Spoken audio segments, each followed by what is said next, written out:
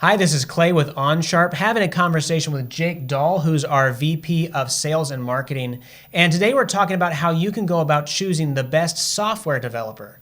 So Jake, to start us off, at what point do companies start to think that they might be in need of a custom software solution? Yeah, for sure. I mean, what we typically see is a lot of companies who have gone through a growth period recently, or they've been through one for a while now, and they're starting to use all different types of systems. So maybe they have an accounting software, a CRM, an operations software, and it's getting to the point where none of these systems are really talking to one another, and it's just creating a lot of inefficiencies in the business.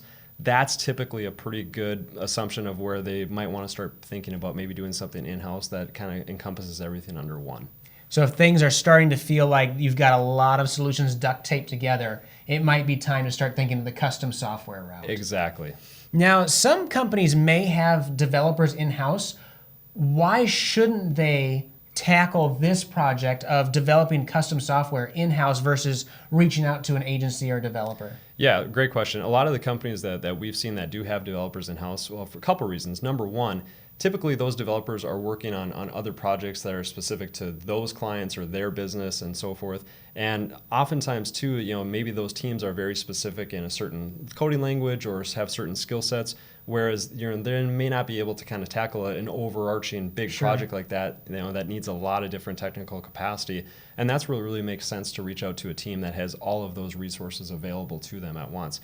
Plus, the other thing, like anything else, is if you take your team off of that, there's no guarantee it'll get done in a certain time frame, and then they may have to be doing their regular work on top of this. Right. And that's just where it makes a lot more sense, just to, if a company is serious about it, is to have it done with a team that knows how to do this, that has all the right pieces, and then their company and their employees can keep working on what they need to do. Right, because there's only so much time in the day and in the week, Exactly. so they're either working on this or working on their main tasks for the week. So if a company's at the point where they realize that they are in need of custom software, they know they're not going to tackle it in-house, is there some preliminary groundwork considerations that they should do before they even reach out to a developer? Of course. The first thing that I would recommend to any company who's even thinking about this is to really make sure that they're sitting down with all of the department heads within that organization and really just kind of get a baseline of what every department kind of needs from a solution like this.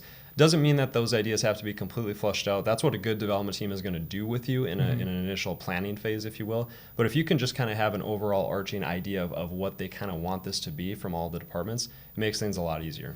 Sure.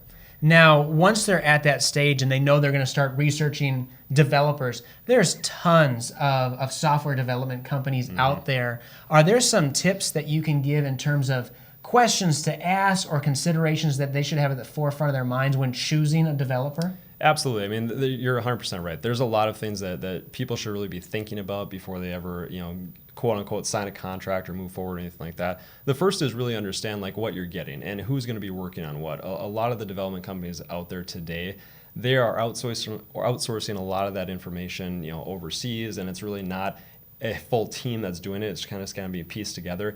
That's not going to set you up for success. The other things to really consider are, making sure you're working with a team that has a lot of experience in doing these types of solutions in the past. But the biggest one is really making sure that whatever team that you are starting these conversations with is not just going to be able to give you a quote right away. Like something like this really needs to go through a planning phase, a discovery phase, to really where you're going to sit down and understand what it's going to take to get something like this done.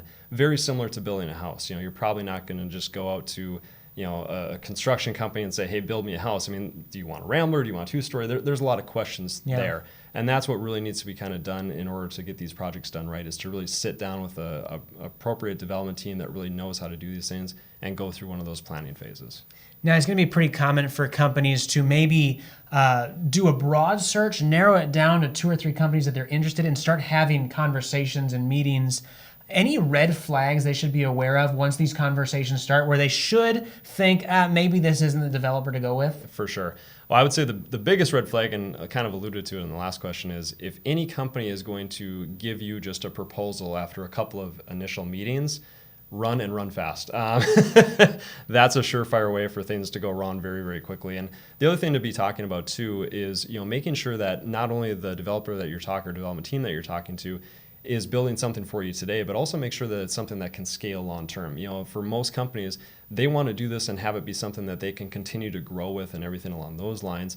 And you got to make sure that you're having those conversations to make sure that you're not just going to get stuck in another thing where you have to redo it every 2 years. So a couple red flags is one, like you mentioned, maybe they get a price tag right up front before all the details of the project have even been fleshed out.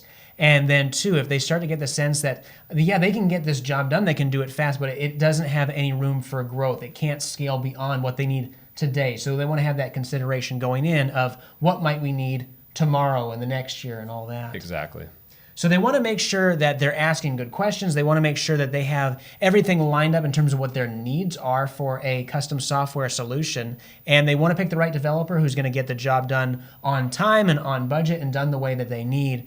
Do you happen to know of any good software development companies that they can reach out to? Not only do I know a good one, I know the best one, and that would be OnSharp. So we've been doing this for over 20 years, and we're very familiar with taking companies and getting them ultimately where they want to go from their goals perspective and beyond.